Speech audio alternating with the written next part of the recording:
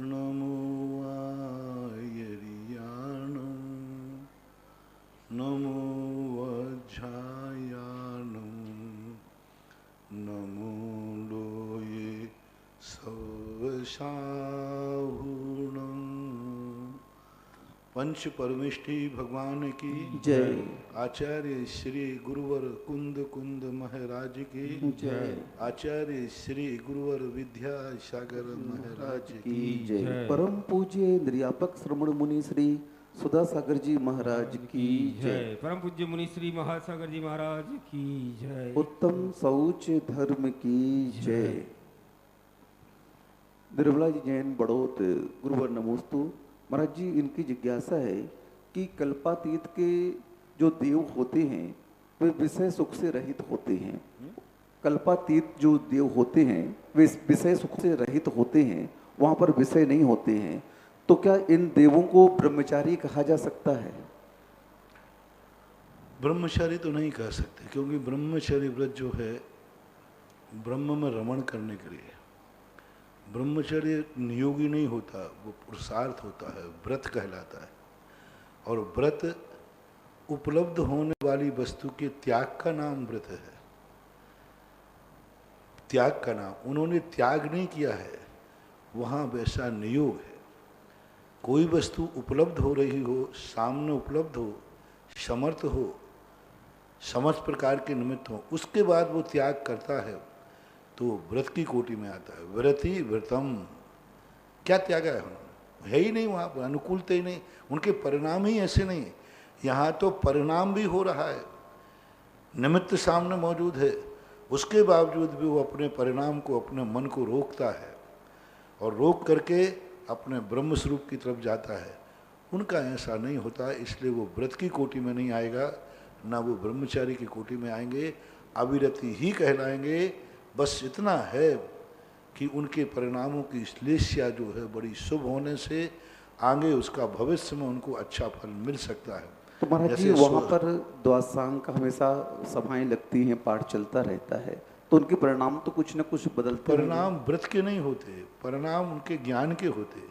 एक बार मैंने कहा था, ज्ञान भाव होना अलग चीज़ है और ज्ञायक भाव होना अलग चीज़ है। उनके ज्ञान भाव तो है, लेकिन ज्ञायक भाव नहीं है। उनके अंदर त्यागने की शक्ति नहीं है, योग्यता नहीं होना, वो बात अलग है। भविष्य में मिलेगा ना, 16वें स्वर के लिए अच्छे लोग वृत्ति जाते हैं, तो वहाँ से लेके यूँ श्रावक व्रतपाल स्वर्ग सोलम उपजावे तहते चय मुनि होए शिवपुर जावे। तो ऐसी बात है, वहाँ ऐसा माना है। रश्मि जैन बुढ़ार गुरुवर नमोस्तु। महाराज जी, जो आज सूत्र आया चौथे अध्याय का, ज्योतिष का सूर्य चंद्र मसौ ग्रह नक्षत्र प्रकीर्णक तारकाश्च, ये सूत्र महाराज जी उन देवों के नाम बता रहा है या उनके विमान बता रहा है? प्रकार बता रहा है, ना तो नाम बता रहा है ना कुछ प्रकार बता रहा है। सूर्य में रहने वाला सूर्य इंद्र जो है का, उसमें तो बहुत सारे देवता रहते हैं। चंद्र भी एक विमान की अपेक्षा से है, उसमें बहुत सारे देवता हैं। तारागण कोई एक तारागण नहीं है, ग्रह कोई एक ग्रह नहीं है, नक्षत्र कोई एक नक्षत्र नहीं है। ये प्रकार उन्होंने पहले ही कह के आए हैं कि इन जाति के देवों में जो इनके प्रकार हैं, प्रकार जानना चाहिए। ब्रह्मचारी कमलेश कक्का जबलपुर गुरुवर नमोस्तु। महाराज जी, ज्योतिष के देव हमेशा गतिशील रहते हैं, तो गतिशील देवों जो हैं तो उनके देव सुख का क्या आनंद ले पाते हो? हमेशा गतिशील रहते हैं, चलते रहते हैं, तो दैविक सुख का उनके पास क्या आनंद होगा? हवाई जहाज का आनंद तो हवाई जहाज वाले से पूछो। लोग तो हवाई जहाज में भाई करने जाते हैं, बोले हवाई जहाज में भाव में पड़ेंगे साहब, हवाई जहाज में घूमने के लिए जाएंगे, तो वो तो उससे क्या फर्क पड़ा है?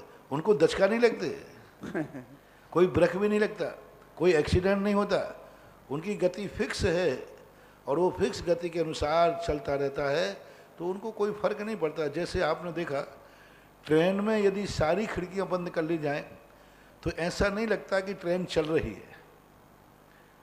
ट्रेन चल रही है ऐसा नहीं लगता, ऐसा लगता है हम कमरे में बैठे हैं।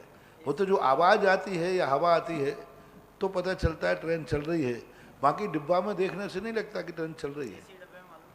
लेकिन महाराज जी वो तो घूमते रहते, तो वो सही बात है, घूम तो रहे वहां पर, क्या है उनको वहीं वहीं? नहीं नहीं, वो अपने घर को घूमता हुआ घर है। वो तो जैसे विमान में स्वर्गीय देव रहता है ऐसे ही वो वहाँ रह रहे।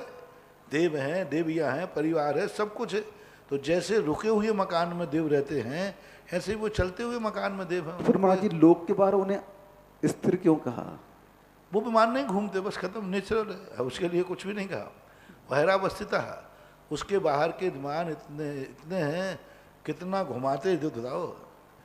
पूरा एक राजू में तिल की पट्टी के समान है, कितना घुमाए उनको, और कहाँ घुमा के किस प्रकार के दिन रात वहाँ भोग भूमियाँ हैं, दिन रात तो वहाँ होना नहीं, कोई स्थितियाँ तो बनता नहीं, सदा एक समान वातावरण रहता है। जहाँ अंधेरा है वहाँ अंधेरा ही अंधेरा है, और जहाँ दिन है वहाँ दिन ही दिन है। भोग भूमियाँ हैं वहाँ दिन रात नहीं होते, और कर्म भूमियाँ हैं जहाँ पे आते हैं वहाँ भी वातावरण ऐसे ही बना रहता है। इससे स्वयंभू रमन द्वीप समुद्र के भी दीप और चंद्रमा स्थिर ही हैं, यानी वहाँ भी दिन रात का भेद नहीं है। शशि सुभाष जैन, दीनदयाल नगर, सागर, गुरुवर नमोस्तु। महाराज जी इनकी जिज्ञासा है कि कोई भी व्यक्ति 16 पहनकर 24 घंटे मंदिर में रहता है, जैसा आपने कहा आज प्रवचनों में कि 24 घंटे 16 पहनकर मंदिर में रहता है तो वह शुद्ध रहेगा। तो महाराज जी दूसरे दिन जब अभिषेक होता है भगवान का सुबह, तो वह उसी 16 पहन करके अभिषेक कर सकता है क्या? बशर्ते वो लघु शंका नहीं गया हो, शौच नहीं गया हो, बाहर जाकर के कहीं घूमने घामने नहीं गया हो, तो कोई बात नहीं, वो तो शुद्ध ही है। आज 2 दिन का कपड़ा सूखा हुआ मंदिर में रखा है तो 2 दिन के बाद भी वो शुद्ध ही है, उसने कुछ किया ही नहीं है गड़बड़ किया। नीलम डीसी जैन, नेहा नगर, सागर, गुरुवर नमोस्तु। महाराज जी इनकी जिज्ञासा है कि जैसे आपने कहा कि नौकर नहीं होना चाहिए, किसी को नौकरी नहीं करना चाहिए, तो महाराज जी अगर कोई नौकर नहीं होगा तो संसार की व्यवस्था अस्त व्यस्त हो जाएगी, फिर सारे काम करेगा कौन यहाँ पर? तुम नौकर नहीं होना चाहिए तो सुन लिया, मैंने कहा है सब सेठ होना चाहिए। नौकर नहीं होना चाहिए का अर्थ है कि सेठ होना चाहिए। जब सभी सेठ होंगे तो साहब अहमद होंगे, सब काम अपने अपने स्वयं स्वयं करो। कैसे करेंगे महाराज जी? बहुत सारी व्यवस्था नौकर, आज पूरी कुछ नहीं करना पड़ता, संसार की हर व्यवस्था नौकर के ऊपर आधारित है महाराज जी। आज जैसी समस्या आती है, मैनेजमेंट के बिना कुछ नहीं होता आज का। कई स्थानों पर नौकर होते ही नहीं हैं, अहमद होते हैं। यहाँ पर है वो सब सीखेंगे। जब व्यवस्था नहीं हो, क्या है, लोगों को जितनी सुविधा मिल जाती है ना, प्रमादी हो जाता है। जब समस्या आती है, देखो लॉकडाउन में हमारे अंदर के लोग बाल काटना सीखे। अब लोग कहते थे बिना नाई के नहीं चलता, अब तुम कह रहे हो बिना नाई के नहीं चलता। पूछो यहाँ से इतने दिन हो गए एक नाई का नहीं कहूँगी, जिससे नाई कटाई वो बाहर गया। अपने आप इतनी बढ़िया कटिंग कर ले कि नाई फैले। अब इतनी बढ़िया बालों की कटिंग कर रहे हैं एक दूसरे की, अब कर गए। 13 साल तक बिजोलिया वालों ने कुछ नहीं कहा, तो ये सब काम करके जानते थे। चक्की पीसते थे, बाल काटते थे, सब कपड़े धोने जाते, सब कर लेते। समस्या जब सुविधा नहीं मिलेगी सब होगा। एक सेठ के सारे कार्य नौकर करता है, लेकिन एक गरीब के वो सारे कार्य स्वयं करता है। और वो तो सब व्यवस्था बनाओ तो बन जाती है, सब ऐसी बात नहीं। ब्रह्मचारी लोगों को जहाँ भोजन कराना नहीं मिलते वे स्वयं बनाते हैं। मांडलगढ़ में विनोद भैया देखो स्वयं टिक्कड़ बनाते रहते, खाते रहते। सुबह उठ करके नॉन तेल लकड़ी की पड़ती है, लकड़ी कौन सी आए, कोई लकड़ी भी गीली तो नहीं हो गई, वो छत पे रखी थी, वो लकड़ी कंडा उठाओ रे। तो अपने अब वो आम वातावरण ऐसा बन गया कि अपने हाथ से बन गया।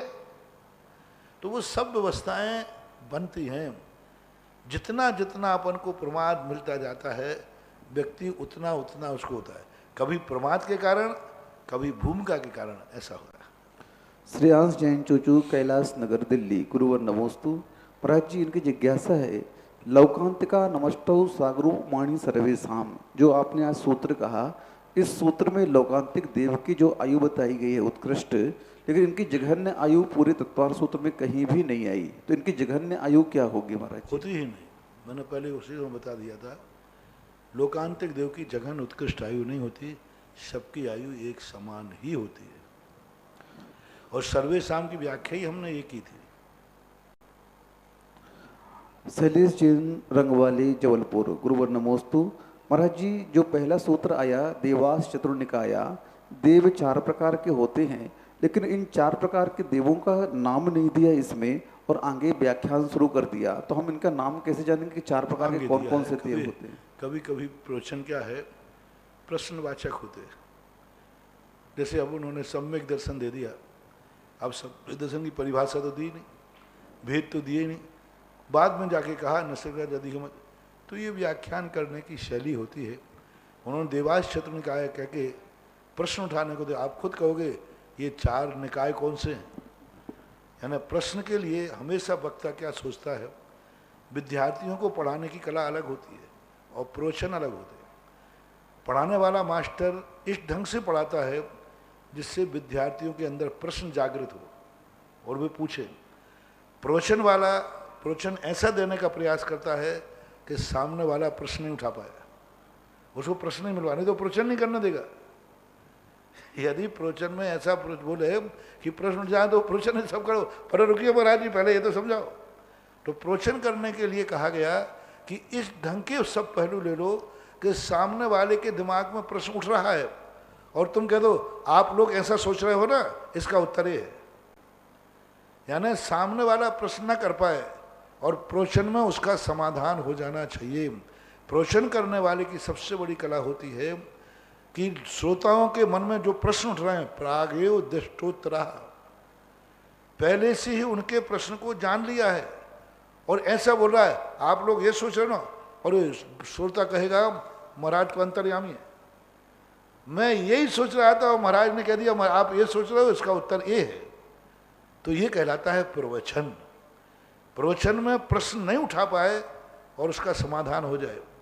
जब अध्यापन कराया जाता है तो अध्यापन कराते समय मास्टर का एक कर्तव्य है कि वो इस ढंग का वाक्य बोले कि बच्चों को प्रश्न करने के लिए मजबूर होना पड़े। इस ढंग का अधूरा वाक्य छोड़ दो जिससे वो प्रश्न करे, क्योंकि वो जितने प्रश्न करेगा उतना ही उसकी अवधारणा बनेगी और उसके संबंध में हमें उत्तर देने में आएगा। तो अध्यापन में और प्रवचन में और स्वाध्याय में, अब जब स्वयं स्वाध्याय करना है, कभी समर्पित होकर स्वाध्याय नहीं करना। समर्पित होकर तो मंगलाचरण हो गया कि हे भगवान जो आपने कहा वह सब सत्य है। अब यदि हम पढ़ रहे हैं तो पूर्ण विरोधी बन के पढ़ो, बिल्कुल विरोधी बन के पढ़ो। अध्ययन करते समय स्वाध्याय करते बिल्कुल विरोधी बन के, जितने प्रश्न आक्षेप हो सकते सब उठाओ। जैसे समंत मंत महाराज, विद्यानंद जी महाराज, अकलंग स्वामी अपने ही किए हुए कथन पर 1000 प्रश्न उठाते हैं। आपने जो कहा ये गधे के सींग के समान गलत है, अब बोलो दूसरे के मुख से अपने आप को कहलवा रहे हैं। यानी जैसे अपन कहते हैं ना उनको, ऐसे वो कहते हैं। अकलंग स्वामी ने कुछ बातें स्वयं की हैं और सामने बौद्ध कहता है ये तो आपकी मनमानी है, जिस चाय को आप जो चाय कह दो।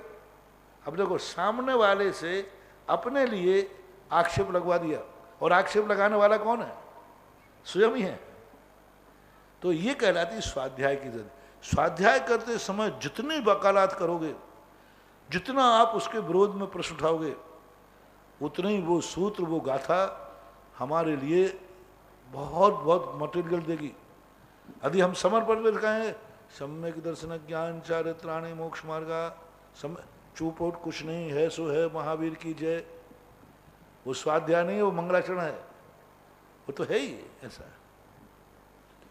प्रतिश्राविका किरण जैन, अमर पाटन, गुरुवर नमोस्तु। महाराज जी इनकी जिज्ञासा है कि चारों गतियों में से जो जीवों के पार लेस्याएं होती हैं, तो किन किन गतियों में लेस्याओं का परिवर्तन होता है और किन किन गतियों में लेस्याओं स्थिर रहती हैं? मनुष्य त्रियंशों में अंतर मुहूर्तवर्ती लेस्या होती है। देव और नारकियों के लेस्या अपरिवर्तनीय होती है। विकलेंद्रियों में महाराज जी? हाँ? विकलेंद्रियों में 2 इंद्रिय सब में मनुष्य त्रियंशों में चाहे निगोदिया हो चाहे विकलेंद्री हो, कोई भी हो, सबकी अंतर मुहूर्तवर्ती लेस्या होती है। नियम से परिवर्तन होती ही होती है। महाराज जी विकलेंद्रियों की लेस्याएं कैसे पकड़ में आती हैं? मनुष्यों की तो कसाई कर रहा है, अच्छे परिणाम कर रहा है, तो देखने में आ गया। वो भी कर रहे हैं, वो भी तड़पते हैं। वो भी आप चींटी देखो कितने जोर से तुम उसको हाथ लगाओ काटने दौड़ती है, तो उसके लिए तो अपने आप है। बिच्छू देखो आप हाथ लगाओ डंक मारता है, तो उनकी लेस्या आ जाती है, बोल नहीं पाते। प्रदीप जैन छतरपुर, गुरुवर नमोस्तु। महाराज जी, इनकी जिज्ञासा है कि तीर्थंकर जब जन्म लेते हैं तो जब तक मुनि नहीं बनते हैं तो क्या वे मात्र भोगों में ही रमे रहते हैं, क्योंकि श्रावक के किसी भी आवश्यकों का वे पालन नहीं करते हैं? नहीं, भोगों में नहीं होते तीर्थंकर, भोग प्रधानी नहीं होते। उनका तत्व चिंतन चलता है, तत्व दृष्टि करते हैं। नेमिनाथ भगवान के संबंध में लिखा कि वो बचपन से ही छोटे बड़े होने के बाद गंगा किनारे जाके बैठ जाते थे और घंटों बैठे रहते थे। कृष्ण जी ढूंढने जाते थे, कृष्ण जी को मालूम था। सब घर वाले कहते नेमिनाथ कहाँ गए, नेमी कुमार, कोई पता नहीं है। कृष्ण जी कहते मैं जाता हूँ, क्योंकि कृष्ण को मालूम था। और वे ढूंढते ढूंढते ढूंढते पहुँच जाते थे जंगल में, नदी किनारे, और नेमिनाथ वहाँ आँख बंद करके बैठे हैं, ध्यान कर रहे हैं। ध्यान नहीं होता, एक उनका एक अलग समता भाव, प्रसन्न भाव, एकदम शांत निर्वेद भाव। चिंतन फिंतन करना ये तो मस्तिष्क की खुजली है। शांत निर्वेद, एकदम शांत, शांति का आनंद अलग है। जितना ज्यादा हम मन वचन काय का व्यापार रोकेंगे उतना ही आनंद आता है। लोग समझते हैं कि हम खाली बैठ के क्या करें। लोग कहते हैं, कई बार कहते हैं त्यागी वृत्ति लोग कहते हैं, मुन्ना मैं खाली क्या करूं, ठलुआ हूं ठलुआ। उससे कोई काम नहीं। अरे खाली बैठना ही सबसे बड़ा कार्य है। यदि तुम यहाँ खाली नहीं बैठ पाए तो सिद्धों में बैठ के क्या करोगे? वहाँ तो और कुछ चिंतन विंतन कुछ नहीं है। जितना ज़्यादा व्यक्ति खाली में रिलैक्स होगा वो उतना ही जल्दी आत्मा को प्राप्त कर लेगा। हमें विषय चाहिए नहीं है, हमें व्यस्तता नहीं चाहिए, हमें निर्व्यस्त होकर जीना है। कोई व्यस्तता नहीं, खाली है, बिल्कुल एकदम शांत। दो प्रकार की जिंदगी गुजर करते हैं। लोग कहते हैं हमें व्यस्त करो, व्यस्तता चाहिए। यदि खाली बैठा लोगे तो खाली घर, खाली दिमाग शैतान का घर है। वे अज्ञानी मूर्ख लोग हैं जो खाली बैठते ही शैतानी करते हैं। ज्ञानी वो हैं जो खाली बैठते ही परमानंद में लीन हो जाते हैं। वो कहते आज बहुत समय, बोले क्यों? आज मेरे मन ने कोई चिंतन नहीं किया, सोया भी नहीं, प्रमाद भी नहीं, आज मजा आ गया। क्यों? आज मैंने एक शब्द बोले ही नहीं, मजा आ गया। आज मेरी काया ने कुछ हलचलन किया नहीं, स्थिर हो गया। हमारी काया ने आज बहुत आनंद आया, बिल्कुल मेरी काया एक मिनट को भी नहीं हिली, यूं भी नहीं किया मैंने। देखो प्रतिमा योग धारण करने वाले मुनिराजों को कितना आनंद आता है। मैं धन्य हो गया, 4 महीने से मेरा हिला नहीं। बाहुबली देख लो। अपन को सोचते कि बैठे बैठे मैं थक गया हूँ, बैठे बैठे मैं बोर हो गया हूँ, और बाहुबली कहते हैं मैं खड़े खड़े आनंद में लीन हो गया हूँ। अपन लोग कहते हैं ना, अरे भाई कमरे में बैठे बैठे मैं तो बोर हो गया। एक साल पता नहीं चला, एक साल पता नहीं चला कैसे। हाँ, अपन लोग कहते हैं ना बोर हो गए, अब यहीं बैठे बैठे क्या करूं। लेकिन वो महाराज देखो, जो एक स्थान पर 4 महीने से बैठे काया को नहीं ला रहे, एक शब्द नहीं, 12 साल तक महावीर बोले नहीं। अपन को बोले नहीं तो अरे भाई घुट रहा हूँ, यहाँ जंगल में क्या करूँ। 12 साल तक मौन, 1000 साल तक मौन, आनंद से हो रहा है। ओह मैं कितना धन्य हूँ कि मुझे आज पूरा 24 घंटे हो गए, एक शब्द भी मैंने नहीं बोला। बोलने का आनंद और मौन का आनंद, बोलने का जो आनंद है वो मात्र ख्याति पूजा है। बोलने का आनंद जो है वो परार्थ रूप है, और मौन का जो आनंद है वो परमानंद है। ऐसे ही मन से जितना ज़्यादा अपन चिंतन करते हैं, अपन समझते हैं चिंतन करके देखो मेरा मजा आ गया, मजा कुछ नहीं है। और जिस दिन मन बिल्कुल एकदम शांत, कोई चिंतन नहीं करना, चिंतन से भी परे जब व्यक्ति हो जाता है तब वो कहलाता है। आज मैंने कहा ना, मन को अपने में भ्राम दो, मन अपनी कमाई पे भ्राम देवे। हम जाते हैं पर की कमाई, हम प्रवचन कर रहे हैं, कोई अपने कर रहे हैं कि भगवान के कर रहे हैं? भगवान के। ये तुम्हारा प्रवचन सुनते ही नहीं कोई, ये भी थोड़ा चालू आदमी है बैठे। हाँ, ये महाराज का प्रवचन नहीं सुना हमारा प्रवचन सुना। अभी ये खड़े होंगे जब कहें जिनवाणी के ज्ञान थे, भाई महाराज का प्रवचन सुना। बोले महाराज मैंने तो जिनवाणी सुनी, मैंने आपका प्रवचन नहीं सुनना है। तो ये सारी बातें जब शांत चित्त होकर के बैठोगे बहुत रहस्य खुलते, बहुत रहस्य खुलते। जब अपना मन बिल्कुल निर्भेद हो, शांत हो, कोई आकुलता व्याकुलता नहीं, और उस समय देखो मौन का आनंद क्या आता है। हमें तो मौन में घुटने लग जाते हैं। यही हमारी सबसे बड़ी कमजोरी है। राहुल, बिप्पे, निकेत अमित जैन सानोदा स्वाध्याय मंडल गुरुवर नमोस्तु। महाराज जी, इनकी जिज्ञासा है कि आचार्यों से ज़्यादा ज्ञान उपाध्यायों का होता है कि आचार्यों का ज्ञान ज़्यादा होता है? इसमें कोई विवक्षा की है, हो भी सकता है, ज़्यादा नहीं भी हो सकता है। आचार्य का ज्ञान भी ज़्यादा हो सकता है, उपाध्याय का भी ज़्यादा हो सकता है। ज्ञान के कारण से ही मात्र उपाध्याय नहीं होते। शास्त्रों में ये भी आया है कि आचार्य अधिक व्यस्त होने के कारण से, क्योंकि वे दीक्षा आदि के प्रायश्चित आदि में इतने व्यस्त हैं कि वो संघ को पढ़ाने का समय नहीं दे पाते, क्योंकि उनको संघ को सबको संचालित करना है, व्यवस्थित करना है। तो इस कारण से भी उपाध्याय की नियुक्ति कर दी जाती है। तो ऐसा माना धर्मेंद्र जैन सानोदा गुरुवर नमोस्तु। महाराज जी, इनकी जिज्ञासा है कि देवों में जो श्रापानुग्रह की शक्ति होती है, तो क्या वे इस शक्ति का प्रयोग करते हैं? कुछ जो छोटे देव होते हैं वो कर लेते हैं। जो परेशान आदि करते हैं ना, जो पहाड़ को उठा दिया, इसको फेंक दिया, उसने जाकर के इतनी बड़ी शिलाएँ फेंक दी, काल संबर ने जाकर प्रद्युम्न को उठाकर शिला के नीचे दबा दिया। तो ये कुचित कजादे जो छोटे देव होते हैं वो प्रयोग करते हैं, बड़े लोग नहीं करते। संजय सान्या जैन नेहानगर सागर गुरुवर नमोस्तु। महाराज जी, इनकी जिज्ञासा है, जो घाताई उसके देव होते हैं वे कौन कौन से स्वर्गों तक जन्म ले सकते हैं? स्वर्ग तो व्यंतरों में भी ले सकते हैं। यदि गिरेगा तो 12वें स्वर्ग के नीचे ही आएगा। 12वें स्वर्ग के ऊपर घाताय इसक नहीं है। कोई चाहे कि मैंने 33 सागर की आयु बंद की और हम 22 सागर में रुक जाएं, नहीं, गिरेगा। कोई भी व्यक्ति गिरता है, चढ़ता एक एक सीढ़ी है, लेकिन गिरता है तो 2-3 सीढ़ी तो गिरेगा। कम से कम उसे 12वें स्वर्ग के नीचे आना पड़ेगा गिरने वाला। वो चाहे कि हम अनुत्तर से गिर करके 9वें गिरेविक में आ जाए, 9वें गिरे से करके 16वें स्वर्ग में आ जाए, नहीं। घाताय इसको जो है गिरेगा कोई भी तो 12वें स्वर्ग से नीचे ही आएगा, ऐसा मानना चाहिए। राजेश जैन चांद जी की खेड़ी गुरुवर नमोस्तु। महाराज जी, इनकी जिज्ञासा है कि बसंत पंचमी का जो तिथि होती है वो शुभ तिथि होती है और उस दिन विवाह आदि हुआ करते हैं, लेकिन इस बार ज्योतिषों ने इस तिथि के अंतर्गत तारा अस्त कहकर के कुछ दोष बताया है। तो महाराज जी, तारा अस्त दोष क्या कहलाता है और क्या इस मुहूर्त में? बसंत पंचमी कोई भी तिथि के नाम की तिथि को हम शाश्वत मुहूर्त लोक व्यवहार में कह सकते हैं, यथार्थ में नहीं। हमारे कल्याण की हमारी श्रद्धा है, भगवान का कल्याण है, शुभ है, लेकिन यथार्थ नहीं है, श्रद्धा है। बसंत पंचमी के दिन सभी शुभ मुहूर्त बसंत पंचमी होती हो ऐसा नहीं, मृत्यु योग पड़ता है कई दिन। तारा अस्त का होता है, 2 तारा होते हैं मुख्य रूप से।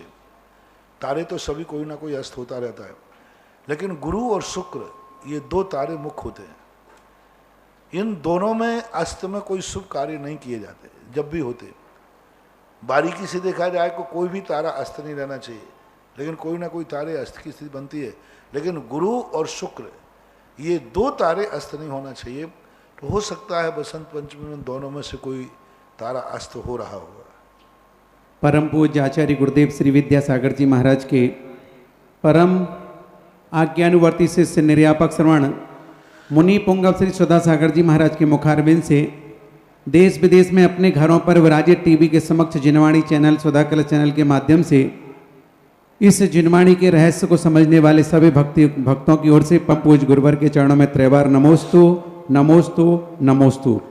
इस क्षेत्र पर बड़े बाबा की वेदी के स्वर्ण कार्य हेतु बहुत सारे भक्तों ने अपनी भावनाओं को भेजा है। पंचोरी चंद्र प्रकाश, रजनी, प्रीतेश, सोनल, क्षितिज, प्रियंका, गाथा, समस्त पंचोरी परिवार, छोटी सरवण, खांदू कॉलोनी, बांसवाड़ा 11,000 रुपये की राशि, 5100 रुपये की राशि यामिनी जैन पुत्री, मनोज, बबीता पहली पेमेंट मतलब उनको पेमेंट मिला होगा सर्विस में, लो स्टैंडशिप के मिलने के उपलक्ष्य में उन्होंने स्वर्ण के लिए दान दिया।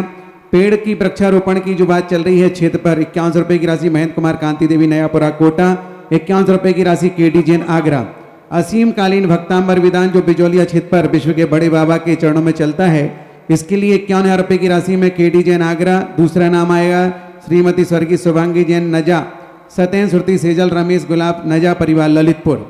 चांदखेड़ी चंदोदय तीर्थ पर चलने वाले असीम कालीन भक्तांबर बंधुओं ध्यान रहे ये हमें कार्यक्रम बहुत जल्दी शीघ्र चालू कराना है। कुछ नाम और शेष रह गए हैं, जैसा गुरुवर ने हमें आशीर्वाद दिया था। जैसे ही उतनी संख्या होगी और महाराज श्री के सानिध्य में इस विधान का प्रारंभ हो जाए, हमारी ये भावना है। पहला नाम आया नेमित चंद, सौभाग्य भाई, हुकम चंद, सरिता, संजय, पिंकी, अंकित, स्वरूपा, सुरभि, शिवाली, दर्शित, मान्यता, सामरिया परिवार भानपुरा। दूसरा नाम दीपचंद जी, आशा कुमारी, अरविंद, शिल्पी, अक्षिता, संभव, लोहाड़िया, छबड़ा, जिला वारा। तीसरा नाम नगीना बाई, संतारा, साधना, प्रभात, अदिति, आदि कुमार, मुक्ति जैन सा परिवार, बीनागंज, जिला गुना।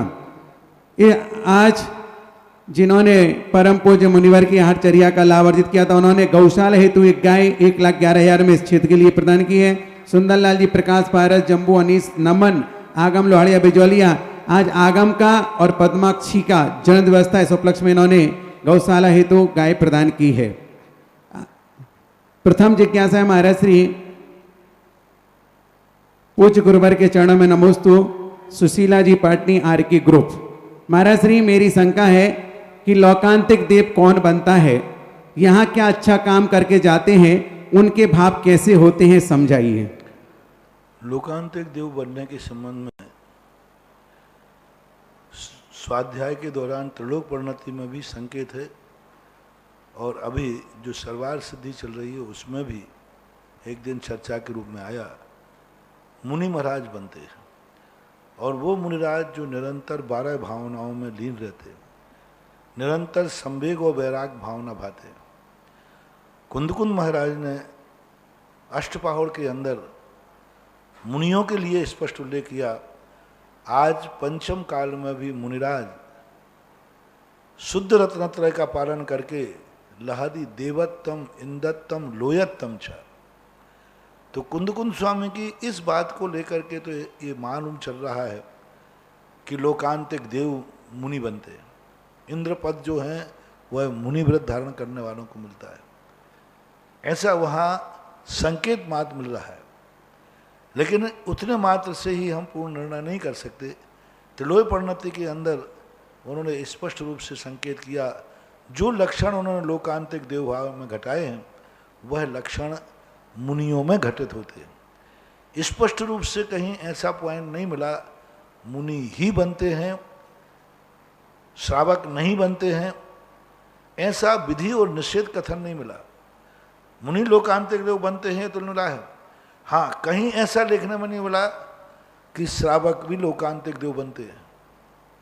जैसे मुनि के लिए हमने कहा, कुंदकुंद स्वामी ने कहा मुनिराज आज पंचम काल में लोकांतिक देव बन सकते हैं, ऐसा कहीं श्रावकाचार में नहीं लिखा, कहीं किसी जगह ने लिखा कि श्रावक भी लोकांतिक देव बनते हैं, लेकिन निषेध भी नहीं किया। मुनि महाराज बनते हैं ये तो आगे, लेकिन श्रावक बनते हैं या नहीं बनते हैं इस संबंध में आगम का उल्लेख नहीं है। तो मेरी दृष्टि से यही मानना चाहिए कि जो बाल ब्रह्मचारी निरंतर वैराग भावना, संवेग और वैराग से जो भरे रहते हैं, जिनका मन निर्विकल्प है, निर्द्वंद है, 12 भावना के चिंतन से भरा है, जिनके वचन वैराग्यमयी हैं, जिनकी काया, जिनकी दृष्टि, जिनकी इंद्रियां सब वैराग्य से भरी हुई हैं, कुछ भी देखते हैं उनकी आंखों में वैराग, उनके कानों में वैराग, उनके शब्दों में वैराग। जम किंचभी चिंतनते निरीह वित्ते हवे जदा साहू, जम किंचभी चिंतनते निरीह वित्ते हवे जदा साहू, कुछ भी चिंतन कर रहे हो। ऐसा उन्होंने साधु की परिभाषा बनाते समय पूज्यवर नेमीचंद महाराज ने द्रव्य संग्रह के अंदर कहा, धन शरणान समग्गम मग्गम मोक्ष कारणम, ऐसा है ना, साध यदि निश्चित साहू सो नमो तस्य। इसके बाद फिर कहा है जम किंच विचिंतन तो निरीवित्ते हवे जदा साहू लद्दूणम एयत्तम तदाहु तम निश्चयम ज्ञानम, ऐसा शब्द आया। तो इस स्थिति से तो ऐसा लगता है कि वे मुनिराज जो सदा चिंतन में वैराग में भरे रहते, ऐसा माना चाहिए। इसी से संदर्भित महाराज श्री जिज्ञासा है संजय जैन पटवारी परिवार की। महाराज श्री आपने बताया था कि लोकांतिक देव हमेशा तत्चर्चा में व्यस्त रहते हैं, अकृत्रिम चैत्यालयों के दर्शन करने भी नहीं जाते हैं, जबकि महाराज श्री आप बताते हैं कि अष्टांग का पर्व में सभी देव नंदीसर द्वीप में जाते हैं, तो क्या लोकांतिक देव नहीं जाते? नहीं, लोकांतिक देवों की सभी देवों का अर्थ है जो बहुत सूर्य देव हैं वो बहुत है। लोकांतिक नौवें गिरेवे के आप विजयादिश के सरवार सिद्धि के 16वें स्वर के ऊपर के ये अपवाद कहलाते हैं, ये नहीं जाते। सभी का अर्थ चारों निकाय के देव जाते हैं, कल्पातीत नहीं जाएंगे, लोकांतिक नहीं जाएंगे। महाराज श्री संजय जैन मुंगावली सिंगई परिवार की नमोस्तु। गुरुदेव, आज बहुत ही दर्दनाशक हादसा हुआ। ललितपुर जैन समाज के धर्म श्रेष्ठी और आपके अनन्य भक्त छोटे पहलवान का छोटा पुत्र आपके हर शिविर में 10 उपवास किया करता था। आज अगर कोरोना का लॉकडाउन नहीं होता तो शायद ये घटना से बच सकते थे, क्योंकि हमेशा वो आपके शिविर में आता था और आपका शिविर लगा होता तो मुझे विश्वास था कि ये घटना नहीं घटती। तो महाराज जी, क्या इसकी इतनी आयु थी और किस कर्म से यह सजा दी जो व्यक्ति हर समय साधु संतों की भैयावृत्ति में रहा करता था? भैयावृत्ति क्या करेंगे? सावधान कर रहा हूं, इतना सावधान कर रहा हूं। यदि इतनी सावधानी बरतते, जब स्पष्ट कह रहा हूं कोरोना एक ही चीज की मांग कर रहा है, किसी को छुओ मत, दूर रहो, 16 के रहो, 16 के रहो, बस कोई को टच मत करो। इतनी सरल बचाव उपाय। और कौन भी, मुझे तो दुनिया की बहुत बीमारी देखी, कोई बीमारी इतनी सीधी नहीं होती। ये बिल्कुल सीधी सरल बीमारी है। वो कहते भाई आप बस दूसरे किसी को टच मत करो, हम तुम्हारे घर में जबरदस्ती नहीं घुसेंगे। लेकिन तुम मान ही नहीं रहे हो, क्या करें। और दूसरी बात, एक तो पहली बात तुम लोगों को लॉकडाउन घरों में रहना चाहिए, नहीं रहे, चलो बाहर आए तो कम से कम जब थोड़ी सी शिकायत होती है तो चेक क्यों नहीं करा रहे। ये सब परिणाम उसका है कि हमें तो साधारण जुकाम है, हमें तो साधारण घर में, अरे साधारण तो 12 मासी होना चाहिए ना। लेकिन अभी तुम्हें आकस्मिक थोड़ा सा भी बुखार आया है, चेक कराने में क्या नहीं चेक कराऊं, उसने कोरोना बता दिया तो, अरे होगा तभी तो बताएगी मशीन, होगा तभी तो बताएगी। ऐसा नहीं है। ठीक है, डॉक्टर बेईमान हो रहा है, बदमाशी कर रहे हैं, दुरुपयोग कर रहे हैं, ये तो हर स्थान पर बेईमानी है। कौन सी चीज में कौन व्यक्ति बेईमानी नहीं कर रहा है।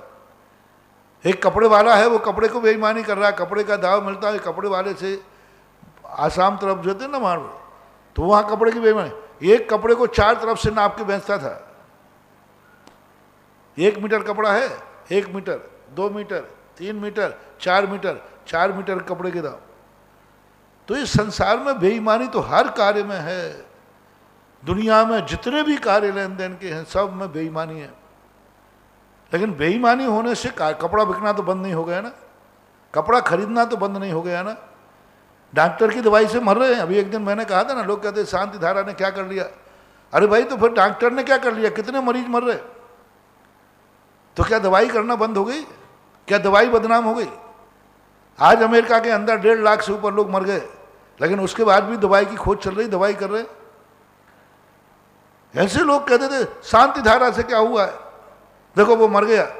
अरे वो मर गया तो शांति धारा से क्या बढ़ गया? तो फिर तो कहोगे दवाई खाते खाते मर गए। कितने मरीज दवाई खाते खाते अस्पताल में मर रहे। अब ये भी अस्पताल में मरा है। तो फिर अस्पताल में मरा, तो फिर अस्पताल क्या काम की, क्या कर लिया अस्पताल ने? तो क्या कर लिया अस्पताल ने? तो नियम कर लो आज से कि हम अस्पताल नहीं जाएंगे कभी। दवाई खाते खाते मर गया, क्या कर लिया दवाई ने? तो नियम कर लो कि हम दवाई नहीं खाएंगे। कहीं तुम किसी कार्य में ठगे जाओ तो नियम कर लो कि आज के बाद मैं बाजार में कोई सब्जी खरीदने नहीं जाऊंगा, कपड़ा खरीदने नहीं जाऊंगा, क्योंकि मैं ठगा गया। ये तो सब होते रहेंगे, दुर्घटनाएं तो होती रहेंगी, डॉक्टर बेईमान होते रहेंगे, तो भी बीमार होने के बाद हमें डॉक्टर के पास ही जाना पड़ेगा। इसी प्रकार से धर्म कार्य में करते करते दुर्घटनाएं घटेंगी, फिर भी धर्म कार्य की शरण में आना ही पड़ेगा। किसान खेत में गेहूं बोता है, कई बार बीज भी नहीं आता। क्या होता है बोने से? लो बीज और चला गया। क्या होता है इससे? देखो बीज चला गया। अरे बीज जाएगा, लेकिन फिर भी हर साल बोना ही पड़ेगा। महाराज 10 साल तक बीज चला गया तो 11वीं साल भी बोना ही पड़ेगा। 100 साल भी बीज नष्ट होता जाए तो 101वीं साल फिर तुम्हें बोना ही पड़ेगा, क्योंकि उसके अलावा कोई दूसरा उपाय नहीं है।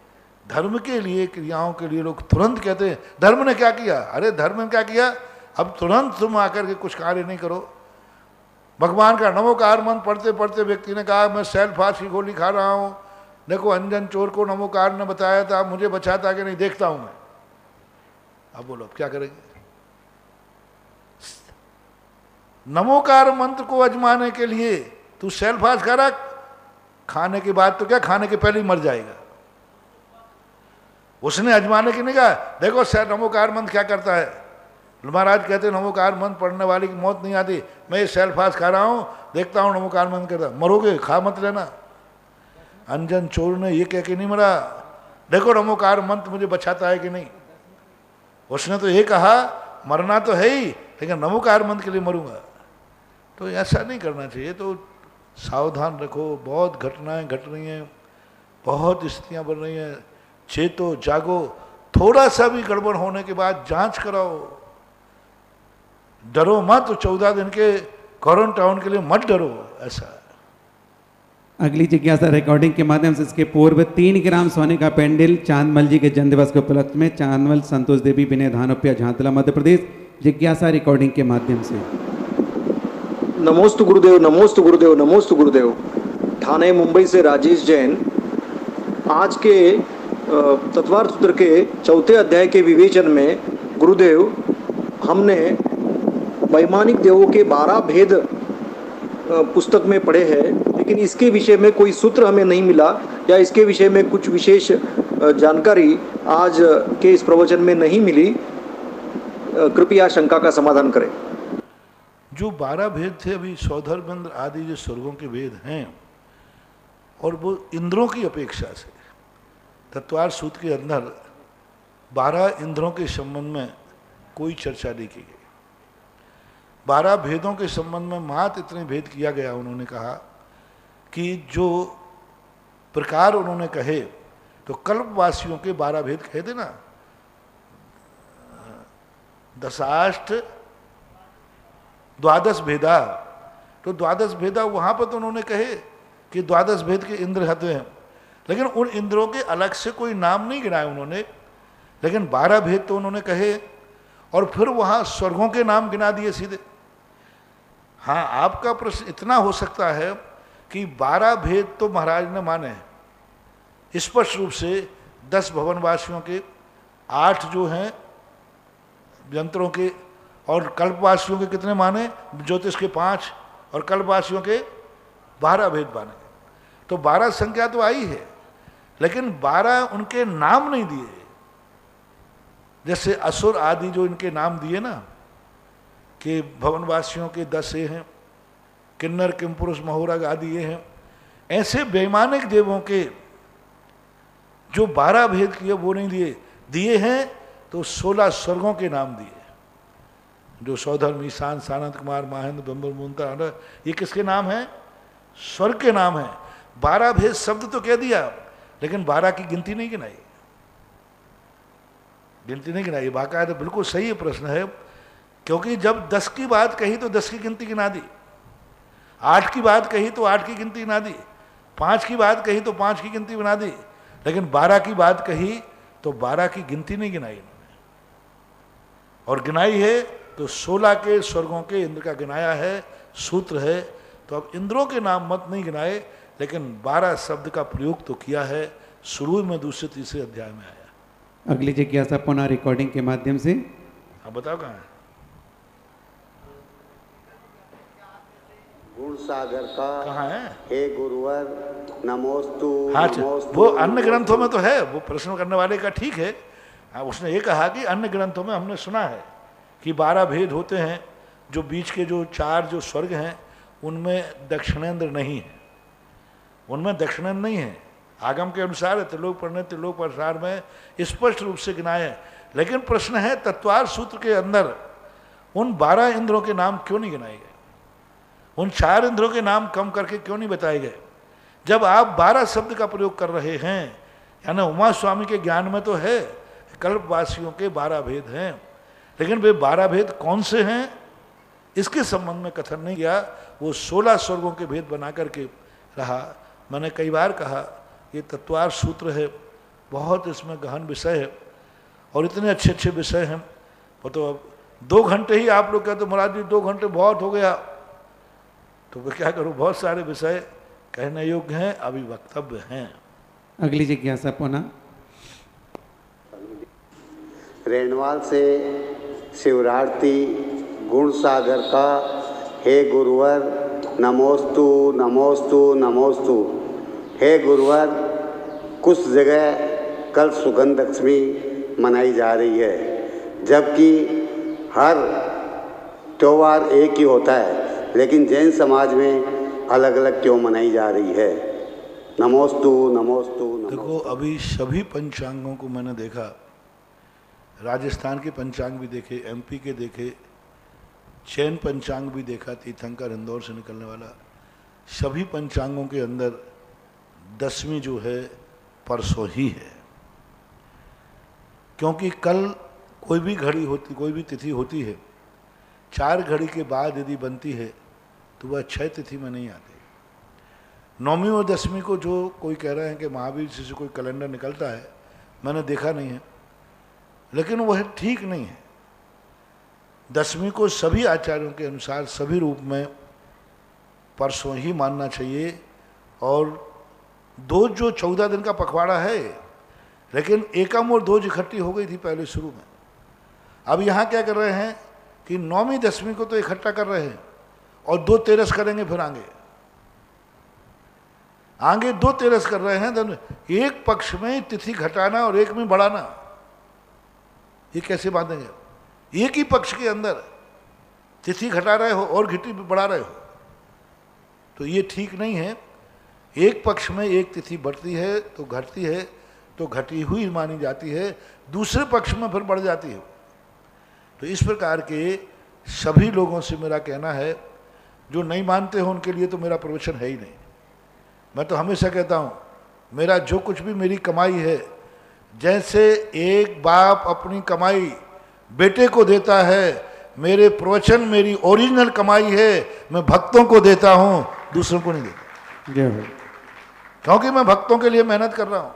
भक्तों के जैसे एक बाप अपने बेटे के लिए कमाई करता है, बेटे के लिए मेहनत करता है, बेटे के लिए हुनर दिखाता है, बेटे को सारे रास्ते बताता है, बेटे को कमाने के तरीके सिखाएगा, जीने के तरीका, सब कुछ बेटे के लिए करता है, दिन रात मेहनत करता है बेटे के लिए। जब एक बाप दिन रात मेहनत बेटे के लिए करता है, मैं भी इतनी मेहनत करता हूँ मात भक्तों के लिए। प्राय अष्टमी को मैं उपवास करता था, इस बार अष्टमी को मैंने उपवास इसलिए नहीं किया, भक्तों के लिए, कि भक्त उपवास कर रहे हैं। हर अष्टमी को मैं करता था, भक्त खाते थे। अभी भक्त उपवास कर रहे हैं, मैं हार करके आया, क्योंकि मुझे 2 घंटे तुम्हारा उपवास सही सलामत मनवाना है। तो मैं भी इतनी मेहनत करता हूँ, भक्तों के लिए करता हूँ। तो संसार के सारे भक्तों से मेरा कहना है कि 10वीं सुगंध दशमी परसों मनाना है। तारीख 28 तारीख 28 तारीख को सुगंध दशमी है, और 28 तारीख को ही धूप खेना है, 28 तारीख को ही सुगंध दशमी का व्रत करना है, और उसी दिन मानना चाहिए। अब जो नहीं मानते हैं उनकी आपको नकल नहीं करना, उनका रेफरेंस भी नहीं देना। उनको तो जब करना हो तो आज करना चाहें तो आज कर लें, और 10 लाख क्षण के पार की बात भी करें तो कौन रोकता है। लेकिन सब प्रमाणों के आधार पर 10वीं परसों है, 28 तारीख को। अगली जिज्ञासा पुनः रिकॉर्डिंग के माध्यम से। गुरुवर नमोस्तु नमोस्तु नमोस्तु रमेश गदिया गांधीधाम। गुरुवर, सोधर्म इंद्र की आयु अधिकतम 2 सागर होती है, और 9 ग्रेविक की आयु 23 सागर होती है, जबकि ग्रेविक में तो मिथ्या दृष्टि जीव भी जाता है, और मिथ्या दृष्टि की आयु फिर वहाँ छायक सम्यक दृष्टि सोधर्म इंद्र की आयु 2 बरस 2 सागर, और ग्रेविक में जो देव गया, इंद्र गया, उसकी 23 सागर, जबकि वो मिथ्या दृष्टि है। तो ऐसा क्यों गुरुवर? जो जिसने भाव इतने खराब की उसकी तो आयु इतनी ज़्यादा बंध गई, और जो सोधर्म इंद्र उसकी 2 सागर की बंधी। इसका कारण क्या? आयु का बंध किस प्रकार से होता है गुरुवर, बताने की कृपा करें। नमोस्तु। आयु तो जेल की सजा है। सम्यक दृष्टि यही चाहता है कम से कम आयु मिले। आयु तो आयु का उदाहरण दिया है, जेल में बेड़ी पड़ी हुई है, कहीं जा नहीं सकते। और आयु का जो कर्म का बंध है, ये सम्यक दर्शन मिथ्या दर्शन के ऊपर आधारित नहीं है, कसायों की मान्यता के ऊपर आधारित है, लेस्या पर आधारित है। एक मुनिराज पहले स्वर्ग में जन्म गए, भावलिंगी मुनिराज, और एक मिथ्या दृष्टि द्रव्यलिंगी 31 सागर की आयु में जन्म रहा है, क्योंकि उसने परिणाम लेस्या के कर लिए, निर्मल कर लिए। तो परिणाम जो है, कसायों की मंदता अलग चीज है, और कसायों का अभाव अलग चीज़ है। मिथ्या दृष्टि कसाय की मंदता कर लेता है, कसाय का अभाव नहीं कर पाता, इसलिए उससे कोई फर्क नहीं पड़ता, क्योंकि ये सांसारिक व्यवस्थाएं हैं। आपने देखा ईमानदार हार जाता, बेईमान जीत जाता है, ये संसार की व्यवस्था है। जो सांची पे बैठा रहता बेईमान आगे निकल जाता है, ये संसार की व्यवस्था है। आयु कर्म जो है ये सांसारिक बंधन है। सम्यक दृष्टि तो चाहते ही नहीं, सम्यक दृष्टि तो कहता है कि आयु का बंध हो ही नहीं। सम्यक दृष्टि कभी नहीं चाहता कि मुझे आयु का बंध हो, मैं आयु के बंध से रहित अवस्था को प्राप्त न हो, इसलिए समान। अगली जिज्ञासा पुनः रिकॉर्डिंग के माध्यम से। नहीं देखा हमने आचार्य कुंद भगवान को, आचार्य उमा स्वामी भगवान को, आचार्य समंत भद्र स्वामी को अपनी गुरु की चर्या में हमने देखा है। आचार्य कुंद को गुरु के गूढ़ ज्ञान में देखा है हमने, आचार्य उमा स्वामी भगवान को, और गुरु के श्रद्धान में देखा है हमने आचार्य समंत भद्र भगवान को। कोटि कोटि नमोस्तु गुरुवर। गुरु जी, दूसरे अध्याय में सूत्र आया है निरूपभोग मंत्यम, जिसका अर्थ अपन ने पढ़ा कि अंतिम दो शरीर तेजस और कारमान शरीर ये इंद्रियों की पकड़ में नहीं आते। प्रश्न उठता है कि आहारक शरीर भी तो इंद्रियों की पकड़ में नहीं आता। हमने इस सूत्र का अर्थ ऐसे भी पढ़ा था कि अंतिम दो शरीर खाते नहीं, पीते नहीं, बोलते नहीं। क्या यह अर्थ इस सूत्र का सही है अथवा नहीं? पहली बात तो निरुपयोग मंत्यम से दो शरीर नहीं लेना। तेजस शरीर तो भोगने में आता है, देखने में आता है, अनुभव में आता है। कार्मण शरीर जो है वह अंतिम शब्द में, वहां दो वचन का प्रयोग नहीं है। निरुपभोग मंत्यम, अंत में, अंत्य नहीं कहा, दो नहीं कहा। तो अंतिम जो कार्मण शरीर है वह भोगने में इसलिए नहीं आता कि नौ कर्म, कर्म जब भी अपना फल देता है नौ कर्म के अधीन देता है। डायरेक्ट कर्म कभी नहीं भोगा जाता, कर्म को भोगने के लिए नौ कर्म चाहिए।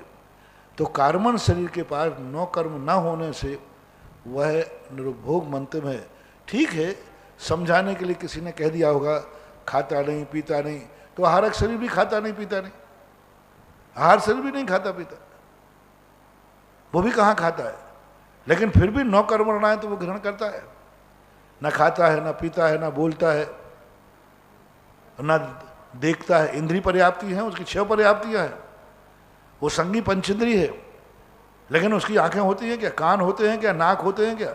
इंद्रियां तो हैं, 5 इंद्रियां काम करती हैं, लेकिन 5 इंद्रियां क्या अपने आँखों जैसी काम करती हैं? यदि अपनी आँखों जैसी आंखें बना दी जाएं तो फिर वो कैसे उड़ेगा? तो उनकी आंखों में इतनी तेजी से एक समय में इतनी दूर चला जाता है। वैक्रिक शरीर वाले भी जाते हैं, पंचेंद्रिय है वो पुतला, लेकिन वो भी खाता पीता नहीं। मात्र इतने लोग 9 कर्म वर्णाओं को जो ग्रहण नहीं करता, 9 कर्म जिसके पास नहीं है वह निरुपभोग है, क्योंकि कर्मों का भोग नियम से 9 कर्म के बिना संभव नहीं है। इसलिए अगली जिज्ञासा पुनः रिकॉर्डिंग के माध्यम से। नमोस्तु महाराज जी, मैं प्रीति बेलाला उज्जैन से। आपने बताया दूसरे की वस्तु को भोगने पर शोच धर्म नहीं है, तो सभी वस्तुएं तो पर है, यहाँ तक प्रभु की वाणी भी। फिर क्या केवल अपने आत्मा को भोगना ही शोच धर्म है? हम गृहस्थ क्या प्रयास कर सकते हैं इसमें? कृपया समाधान करें। वो आता ना, भोगों को इतना भोगा कि खुद को ही भोग बना डाला। यानी अपने आप का भोग तो सबसे बड़ा भोग है, पराई वस्तु का भोग तो पराई है, कहाँ तक उसका आनंद कहाँ है? मैंने कहा ना, स्वयं की सूखी रोटी भी, स्वयं की सूखी रोटी भी आनंद की होती है, और दूसरे की पुड़ी भी मन को खलती है। अच्छे लोगों के लिए, डाकुओं के लिए नहीं। गृहस्थों के लिए अलग हमने विषय बताया। हमने 2 प्रकार के शौच धर्म का उपदेश दिया। एक परम शौच धर्म जो मुनि रूप है, मुनि ध्यान में भगवान की वाणी का आलम्बन नहीं लेते, उसके आधार पर नहीं जीते, अपने आप में वह निर्विकल्प होने का प्रयास करते।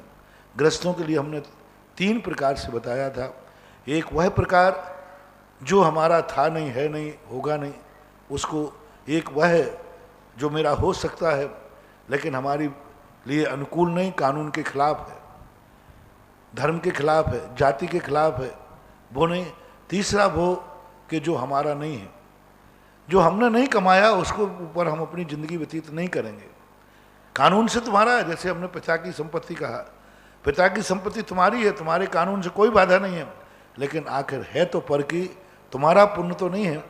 ऐसा जो भाव आता है लोभ का और पर पदार्थों का जो संग्रह करने का भाव है, क्योंकि व्याख्यान प्रवचन कोई भी धर्म हो उसका विषय इतना पक्ष होता है कि महीनों लग जाएं, 1 घंटे के अंदर उसको एक ही पक्ष कहा जा सकता है। फिर भी मैंने संक्षेप में दोनों मार्गों का मुनि वक्त बढ़ाया। आप लोगों के लिए इतना ही है कि जितना ज़्यादा हम पर पदार्थों का संग्रह करें, कम से कम जैनियों के यहाँ हर घर में सबसे बड़ा एक कबाड़ खाना होता है। जैनियों और किसी घर में नहीं मिले, जैनियों के घर में एक कबाड़ खाना मिलेगा। वो चप्पल टूट जाएगी, जूता टूट जाएगा, कबाड़ खाने में रख दो, बाद में बरनी के काम आएगी, बरनी ले लेंगे। यानी उसका एक कबाड़ खाना पड़ा ही रहता है। वास्तु से भी कबाड़ खाना बुरा है, और मूर्छा कितनी है। तो संग्रह की प्रवृत्ति कितना कम हो उतना ही शौच धर्म प्रकट होता है। सारांश है। अगली जिज्ञासा, सवाल है तत्वासु। अगली जिज्ञासा पुनः रिकॉर्डिंग के माध्यम से। श्री पार्श्वोदय दिगंबर जैन अतिशय क्षेत्र भोरासा जी से समस्त कमेटी एवं दीदियों की तरफ से बारंबार नमोस्तु। महाराज श्री, कमेटी के गठन पर हमने आपसे निवेदन किया था कि महाराज श्री पार्श्वोदय तीर्थ भारत के नक्शे पर कैसे आवे, तब आपने कहा था वहाँ की ऊर्जा बढ़ाओ, पूजन विधान करो, पर यह काम सामूहिक तौर पर अभी कोरोना काल में संभव नहीं है। हमने अष्टान का पर्व पर शाह परिवार सिद्ध चक्र महामंडल विधान किया तथा दशरक्षण पर्व पर क्षेत्र पर रहकर पर्यूषण पर्व मना रहे हैं। महाराज श्री, अब हम और क्या करें, कैसे करें कि क्षेत्र की ऊर्जा बढ़े? लॉकडाउन के समय तो क्षेत्र ही रह जाए इतनी बहुत है। अंतर्राष्ट्रीय की व्यवस्था बहुत भार है। अंतर्राष्ट्रीय की व्यवस्था बनाना कि अंतर्राष्ट्रीय पे कैसे पहुंचाया जाए, अभी तो क्षेत्र पर ही सुरक्षित है, यही सबसे बड़ी चीज है। आगे जाकर के मैंने अंतर्राष्ट्रीय बनाने का सूत्र भौरासा के मंदिर के अंदर बैठ करके मैं सारे मंत्र दे के आया था। मेरे नेचर में है कि मैं किसी को अपने पीछे नहीं घुमाता कि तुम मेरे पीछे घूमते रहो। मैं तो वहीं जाकर के जहाँ जाता हूँ वहीं ऐसे मंत्र दे के आता हूँ, बस मुझे जपना आपको है। मुझे अच्छी तरह ध्यान है। भौरासा मंदिर में आहार के बाद मैं कुरवाई में आहार करके और वहाँ पहुँचा था। सुबह दोपहर में सीधा आहार करके चौके से गए। 1-1.5 घंटे मिला था। हाँ, सामायिक भी शायद वहीं की थी जी। और वहाँ जाकर के फिर सामायिक के बाद प्रवचन हुआ था मंदिर जी में बैठ करके। और उस समय हमने अंतर्राष्ट्रीय कहा था कि यदि यह क्षेत्र आकाश में पहुँच सकता है, बीना, कुरवाई, कुरई और के जो आसपास के गांव हैं, ये सब यदि उस क्षेत्र के अतिशय को समझ जाएं और उस क्षेत्र पर समर्पित हो जाएं और हर हफ्ते जितने उसके आसपास के गांव हैं वहाँ से लोग अभिषेक करने आ जाएं, तो एक दिन ये क्षेत्र अंतर्राष्ट्रीय हो जाएगा। जिस क्षेत्र को वहाँ के रहने वाले सम्मान नहीं दे पाए, विदेश क्या देगा? जिस बाप ने अपने बेटे का सम्मान नहीं पा पाया, वो पड़ोसी का क्या पा पाएगा? तो उसके लिए सबसे पहले आसपास के समाज को मैं सूत्र दे के आया था, मंत्र दिए थे कि आप लोग ऐसा करो। और जिन जिन क्षेत्र वालों ने मेरे सूत्र माने, वे आज अंतर्राष्ट्रीय हो गए। आज थुवन जी के लिए जब कहा था, थुवन जी के लिए मैंने अशोकनगर वालों से कहा था, आप लोग कुछ मत करिए, हर हफ्ते के 7 मंडल बनाइए और वहाँ 7 मंडल वाले एक नियम बना लें कि हम लोग प्रतिदिन भगवान का अभिषेक करने जाएंगे। आज थुवन जी देख लीजिए, अंतर्राष्ट्रीय की ओर चल पड़ा है। आज थुवन जी चारों तरफ से जय जयकार का, लॉकडाउन के समय भी थुवन जी का आज वैभव दुनिया के सामने आ रहा है। तो सूत्र तो मैं दे के आया था, आप लोग भूल गए ये बात कहो। महाराज श्री, जहाँ आपने आशीर्वाद दिया वहाँ का आशीर्वाद फलित होता है। थोवन जी में तो निरंतर बस चालू है, आज भी अभिषेक की व्यवस्था है, वो तो थोड़ा बीच में गवर्नमेंट ने कुछ रोक लगाई थी तो बंद किया, ठीक है, निरंतर चलता रहा। अभी मैं बिल्कुल नहीं कहूँगा, अभी तो मैं खुद इस पक्ष में हूँ कि कोई क्षेत्रों पर कोई जाने की जरूरत नहीं। जो तीर्थ क्षेत्रों पर नहीं जा रहे हैं और खास तौर से बिजोलिया तीर्थ क्षेत्र नहीं आ रहे हैं, उनसे मैं बहुत खुश हूँ। जो रह रहे हैं उनसे भी खुश हूँ, जो अंदर रह रहे हैं उनसे भी खुश हूँ, जो नहीं आ रहे हैं उनसे भी खुश हूँ, लेकिन जो आते हैं और जाते हैं इनसे ना खुश हूँ। इनसे डर है। ये 10 मिनट घंटे भर को तो आएंगे और यहाँ एक कोई ना कोई वायरस छोड़ जाएंगे। अब वो बेचारा सैनिटाइज वाला यूं यूं करता फिरता है। अब तुम वहां से घूम जाते, कोई वहां जाने का भाव नहीं करता। इसलिए या तो यहीं रह जाओ या आओ मत, आना जाना मत बनाओ तीर्थ क्षेत्रों पर। आने जाने वालों से बहुत खतरा है, आपको भी क्षेत्र को भी। अगली जिज्ञासा अनिल जी पटवारी, पूज्य गुरुवर के चरणों में नमोस्तु। महाराज श्री आचार्य, उपाध्याय, तपस्वी, ज्ञान, गण, कुल, संग, साधु व मनोज्ञ, ये 10 प्रकार की यति वैया व्रत करने योग्य कहे। मेरा प्रश्न है कि तपस्वी, ज्ञान, गण, कुल, संग, मनोज्ञ कौन होते हैं, कृपया समाधान दें। ये सब उनके गुणों के, जैसे सेक्ष है तो जो अध्ययन में रत है उनकी सेवा करो, उनको परेशानी नहीं हो, उनको किसी प्रकार डिस्टर्ब नहीं हो, क्योंकि अध्ययन है। तपस्वी जो तपस्या करते हैं, बहुत उपवास कर रहे हैं और उसके बाद उनके शरीर में थकान आती है, उनकी वैयावृत्ति करना, उनको अनुकूलता होना। गिलान बीमार कहलाते हैं, जो बुखार में हैं, बीमार में हैं वो। और जो उपाध्याय हैं, जो गुरु हैं, जो हमारे लिए मेहनत करते हैं, हमारे लिए पढ़ाते लिखाते हैं, हमारे लिए सारे कार्यों की व्यवस्थाएं करते हैं, तो ये सब उपकारियों के प्रति वैयावृत्ति का भाव कहा। अगली जिज्ञासा पुनः रिकॉर्डिंग के माध्यम और से। एक मनोज्ञ की वैयावृत्ति जो विशेष रूप से है, मनोज्ञ वो कहलाता है जो धर्म करना चाह रहा है, मान लो व्रत लेना चाहता है, दीक्षा लेना चाहता है, उपवास आदि करना चाहता है, लेकिन किसी कारण से नहीं कर पा रहा है। वो कर सकता है, समर्थ है, शक्ति है, लेकिन कुछ परिस्थितियां हैं जिस कारण से व्रत नहीं ले पा रहा है। उन समस्याओं को दूर कर देना, उन समस्याओं के प्रति विचार करके उसको आगे बढ़ने का रास्ता खोल देना। मनोज्ञ यानी जो लेने के इच्छुक है, ले नहीं पा रहा है, उस बाधक कारण को हटा देना मनोज्ञ की वैयावृत्ति कहलाता है। अगली जिज्ञासा पुनः रिकॉर्डिंग के माध्यम से। नमोस्तु गुरुवर। गुरुवर ललितपुर से आलोक मोदी परिवार का बारंबार नमोस्तु। महाराज श्री तत्वार सूत्र जी का जो आपका व्याख्यान चल रहा है उसमें बहुत ही आनंद आ रहा है, और आपने जो कहा कि पता नहीं कोई सुन भी रहा है कि नहीं सुन रहा है। महाराज श्री हम सभी श्रमण संस्कृति संस्थान के सभी विद्यार्थी आपका ये वाचन सुन रहे हैं और मन में बहुत आह्लादित हो रहे हैं, और हम सभी की ये भावना है कि महाराज श्री आपने हम सभी को समय सार आदि का प्रशिक्षण तो दिया है, समय सार के 10 दिन का शिविर लगा करके हमको बहुत अच्छे से समझाया है। हमारी भावना है कि महाराज श्री हम लोगों को ऐसे तत्वार सूत्र, सर्वार सिद्धि आदि सिद्धांत ग्रंथों का भी शिविर लगा करके, और जो विस्तार आप अभी 1 घंटे 2 घंटे की क्लास में नहीं कर पाए, उस संपूर्ण विस्तार के साथ हमको समझाएं और हम लोगों को ये सुअवसर जरूर प्रदान करें। महाराज श्री मेरी जिज्ञासा ये है कि आज की कक्षा में आपने बताया कि 12वें स्वर्ग तक के देव ही नीचे नरकों में जाते हैं, या 12वीं स्वर्ग तक की देव ही आवागमन करते हैं नीचे, जबकि हमें ऐसा ध्यान आ रहा है कि देवों का जो स्पर्शन है वो 8 राजू का बताया गया है, जो कि 16वें स्वर्ग के स्थित देव तीसरी पृथ्वी तक जाते हैं, उसी की अपेक्षा से बनता है। 16 स्वर्ग ऊपर 6 राजू के और नीचे तीसरी पृथ्वी 2 राजू में है, तो 8 राजू का स्पर्शन उनका बन जाता है। एक उदाहरण सीता जी का भी आता है कि सीता जी का जीव 16वें स्वर्ग में प्रतीन्द्र है, वही जीव तीसरे नरक में रावण को संबोधन करने के लिए गया। तो मुझे तो ऐसा लगता है कि ऊपर जो देव हैं वो 16वें स्वर्ग तक के देव नीचे तीसरे नरक तक आ जा सकते हैं। आपने ये जो 12वें स्वर्ग तक का कहा, इसके बारे में क्या विशेष व्याख्यान है, क्या विशेष चिंतन है, उससे हमें अवगत कराने की कृपा करें। आलोक बाबू, लगता है कि सर्वार सिद्धि पढ़े बहुत दिन हो गए, इसलिए 8 बटे जो 14 स्पर्श है उसको लगाने में चूक कर रहे हैं। 16वें स्वर्ग का देव, 12वें स्वर्ग से ऊपर का देव कभी भी मध्य लोक से नीचे नहीं जाता। पहला ये सिद्धांत वचन है।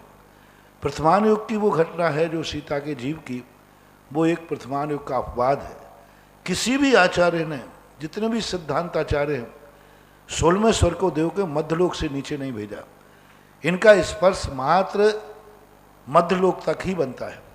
लेकिन 8/14 जो स्पर्श बनाया वो विहारगत स्वस्थान और वैक्रियक समुद्घात की अपेक्षा बनाया। वो कैसे बनाया? परगत बनता है। सर्वार्थ सिद्धि में पूज्यपाद स्वामी ने स्पष्ट इसका खुलासा किया। धबला जी में वीरसेन स्वामी ने किया। कोई व्यंतर देव, कोई प्रथम स्वर का देव अपने ऊपर वाले देव के निमंत्रण पर वो उसे ऊपर के लिए ले गया वैक्रिया करा करके। नीचे का देव है और 16वें स्वर के देव के साथ में वह अपनी विक्रिया करके 16वें स्वर गया। तो नीचे का देव गया, व्यंतर भी जा सकता है, भवनवासी भी जा सकता है, ज्योतिष भी जा सकता है, 12वें स्वर का कोई भी देव जा सकता है।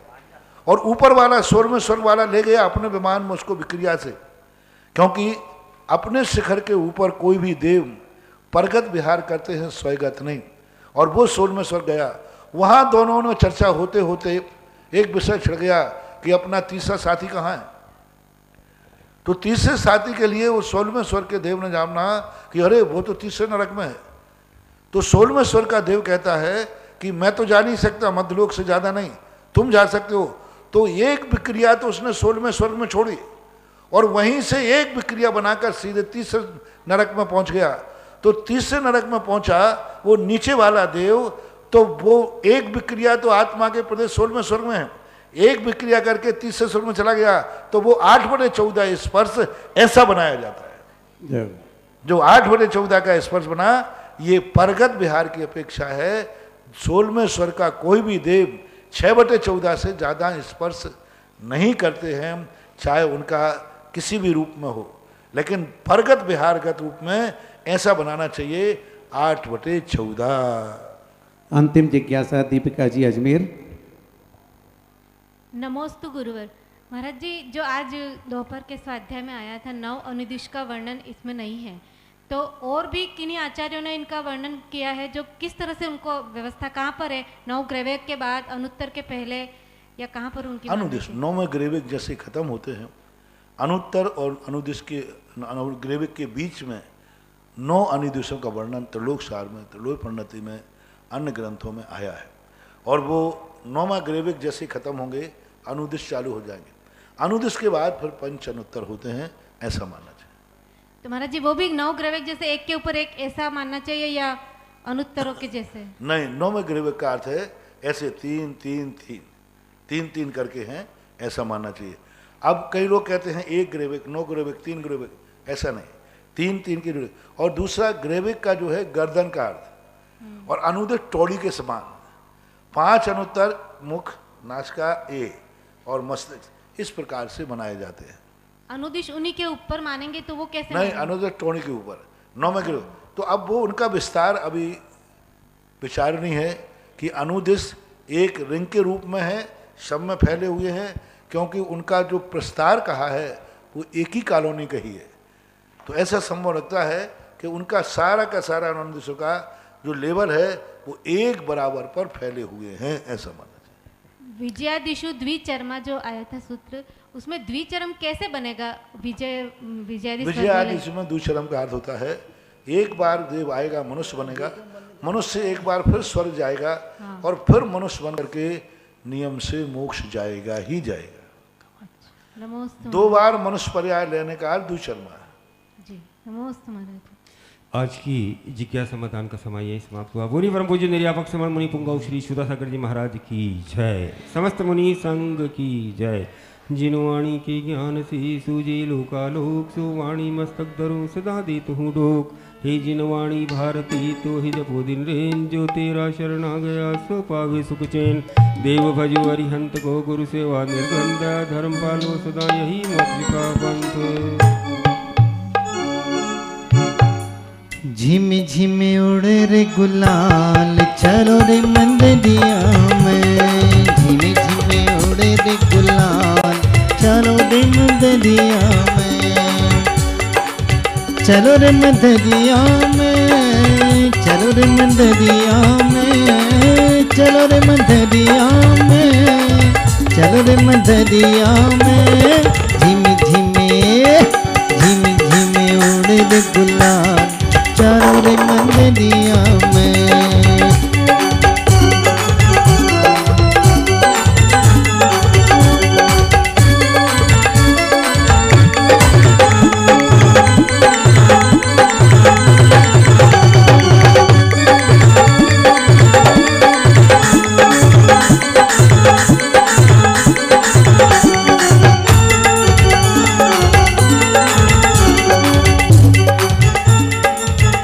विधि मंगल आरती कीजे, विधि मंगल आरती कीजे। पंच परम पद भज सुख लीजे, पंच परम पद भज सुख लीजे। झिमे झिमे झिमे झिमे उड़े रे गुलाल, चलो रे मंदिरिया में।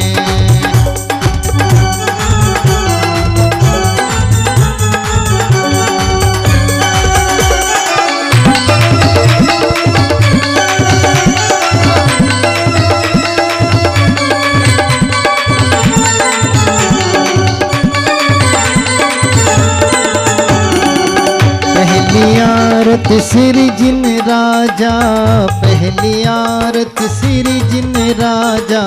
भवदद पार उतार जिहाजा, भवदद पार उतार जिहाजा। दूसरी आरत से धन केरी, सुमिरन करते मिटे भव फेरी। झिमी झिमे झिमी झिमे उड़े रे गुलाल, चलो रे मंदिरिया में। झिमे झिमे उड़े रे गुलाल, चलो रे मंदिरिया में।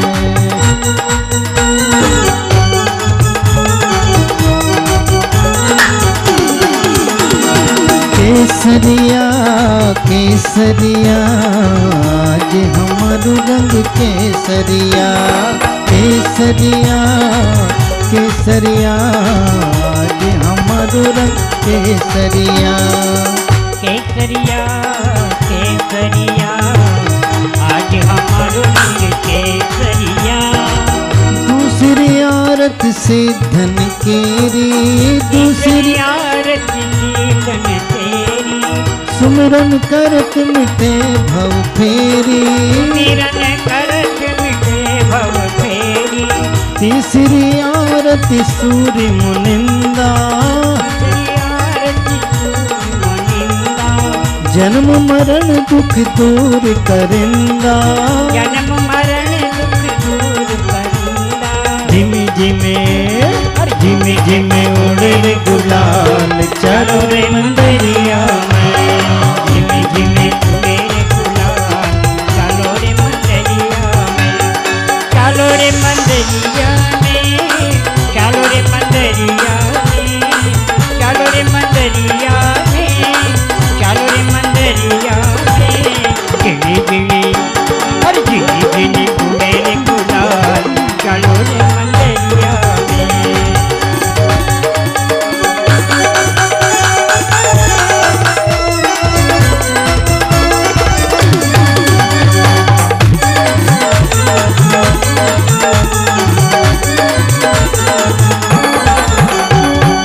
चौथी आरत श्री जिन राजा, चौथी आरत श्री जिन राजा।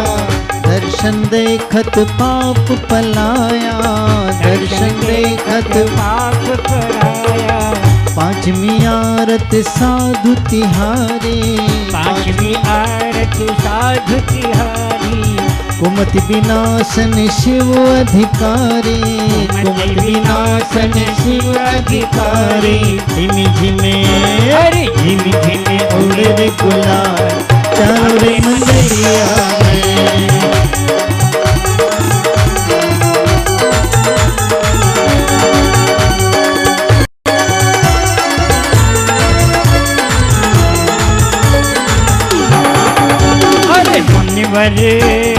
मुनिवर आज मेरी खुशियों में आए हैं। चलते फिरते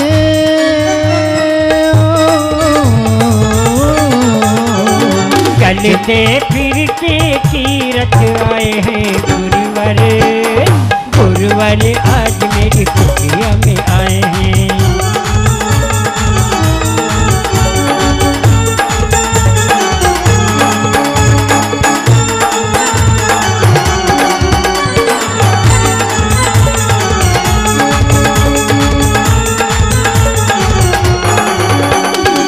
पांचवी आरत साधु तिहारे, पांचवी आरत साधु तिहारे, कुमति विनाशन शिव अधिकारी, कुमति विनाशन शिव अधिकारी।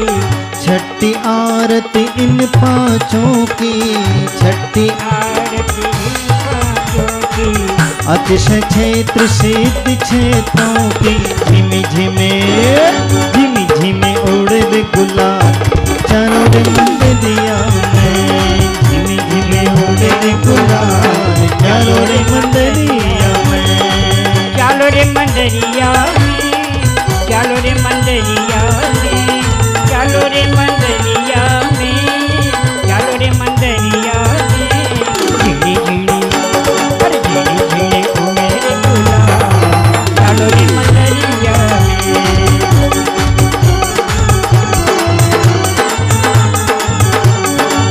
पारस प्यारा लागो क्यों ले सर प्यारा लागो, पारस प्यारा लागो क्यों ले कर प्यारा लागो। आँखें पाकड़ लिवो जाला में गिरस्तो, भूलो मारा पारस जी में रसो कैया।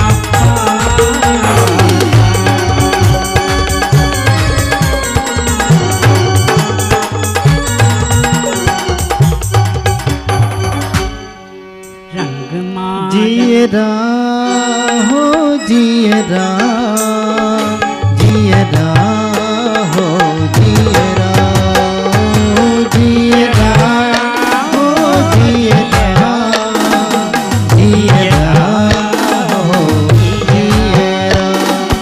जियरा तू उड़ के जाओ समय शिखर में, जियरा तू उड़ के जाओ समय शिखर में। भाव सहित वंदन करो पार्श्व चरण में, भाव सहित वंदन करो पार्श्व चरण में। जियरा हो जियरा, जियरा हो जियरा।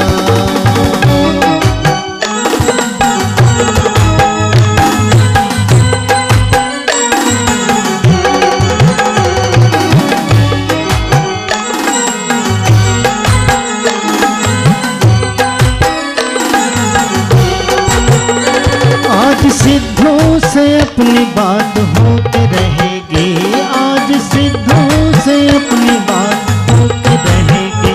शुद्ध आत्म से मुलाकात होते रहेगी, शुद्ध आत्म से मुलाकात होते रहेगी। रंग रहत राग रहत भेद रहत जो, रंग रहत राग रहत भेद रहत जो। मोह रहत लोभ रहत शुद्ध बुद्धि जो, रहत लोभ रहत शुद्ध बुद्धि जो।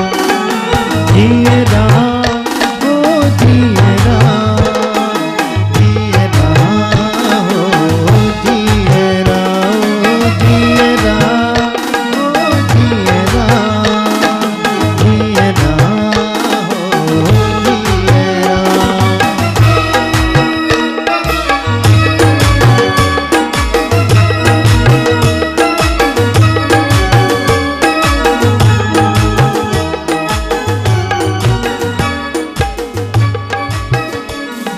शाश्वत ये सिद्ध धाम तीर्थ राज है, आहो शाश्वत ये सिद्ध धाम तीर्थ राज है। यहाँ आकर प्रसन्न चैतन्य राज है, यहाँ आकर प्रसन्न चैतन्य राज है। शुरू करें आज यहाँ आत्म साधना, शुरू करें आज यहाँ आत्म साधना। चतुर्गति में हो कभी जन्म मरण ना, चतुर्गति में हो कभी जन्म मरण ना।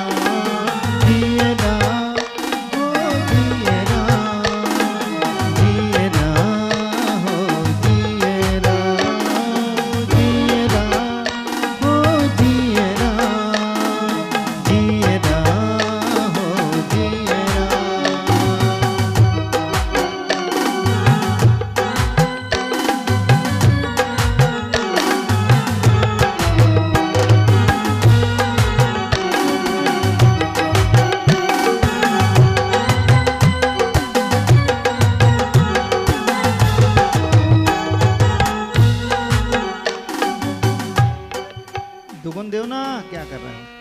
जीरा तू उड़ के जाओ समय शिखर में, जीरा तू उड़ के जाओ समय शिखर में, भाव सहित बंधन करो पार्श चरण में, भाव सहित बंधन करो पार्श चरण में। जीरा हो जीरा, जीरा हो जीरा, ओ जीरा, जीरा, जीरा हो जीरा।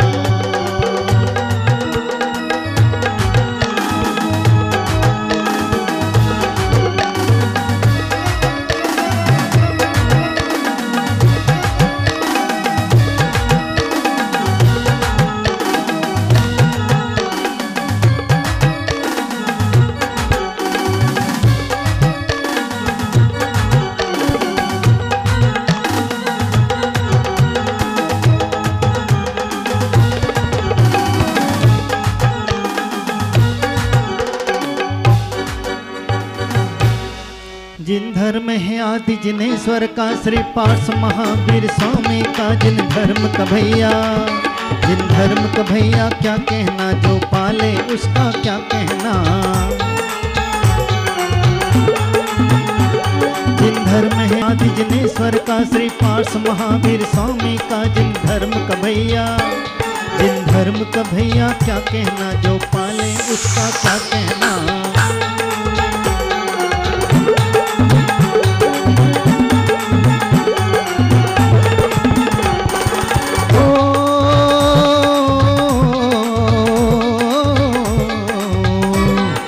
जिन वाणी का चिंतन है ज्ञानी, करते सब मंथन है सब रहते ज्ञानी, सब रहते ज्ञानी मस्ती में, ज्ञानी देखो सब अस्थि में।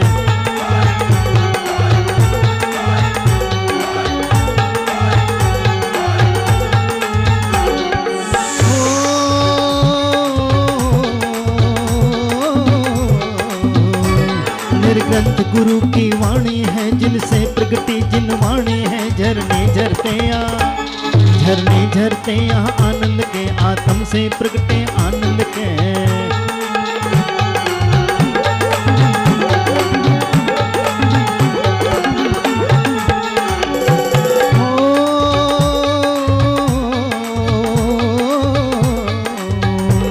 यह समय सार का चिंतन है, यह नियम सार का मंथन है, सब रहते हैं ज्ञानी, यहाँ रहते हैं ज्ञानी मस्ती में, मस्ती है स्वयं की हस्ती में।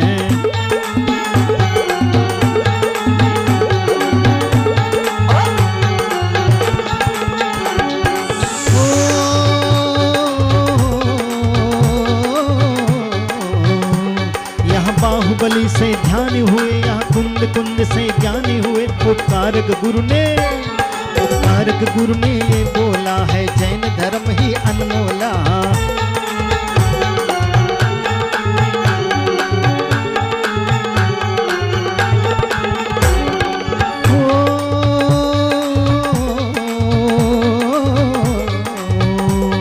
अस्थि में मस्ती ज्ञानी की, यह बात है भेद विज्ञानी की। यह झरते हैं झरने, यह झरते हैं झरने आनंद के, आनंद ही आत्म आनंद में।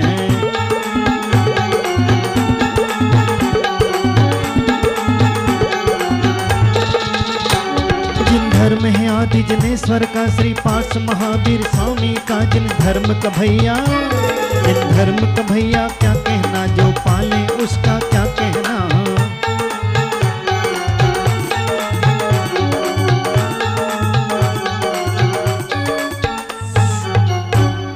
महाराज साहब की याद करें।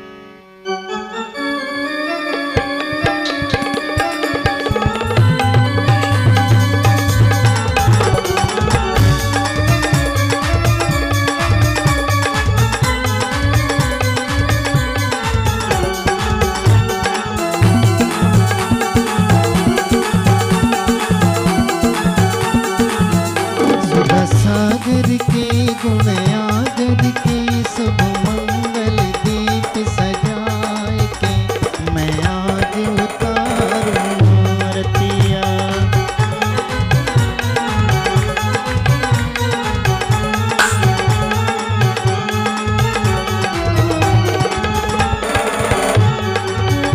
सुध सागर के गुण आगर के शुभ मंगल दीप सजाए के मैं आज उतारूं आरतियां।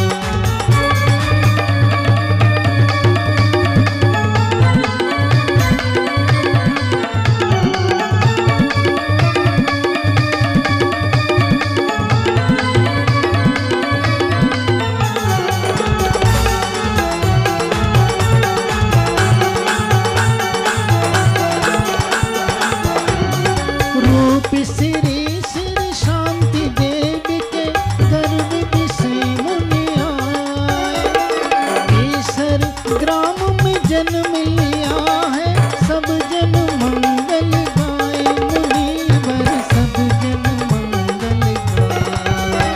नारागी की ना द्वेष की ले आत्म ज्योति जगाए, मैं आज उतारूं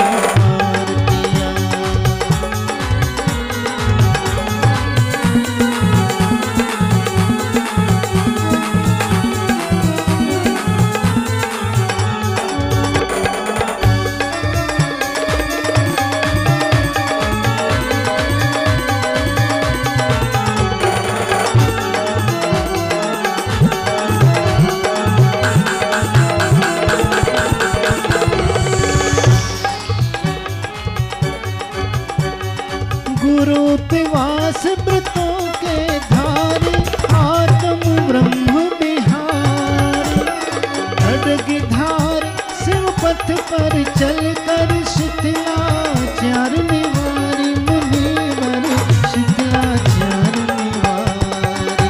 ग्रह त्यागी की वैरागी की ले दीप सुमन का काल हो, मैं आज उतारूं सुधा सागर के गुण आगर के शुभ मंगल दीप सजाए के मैं आज उतारूं आरतियां।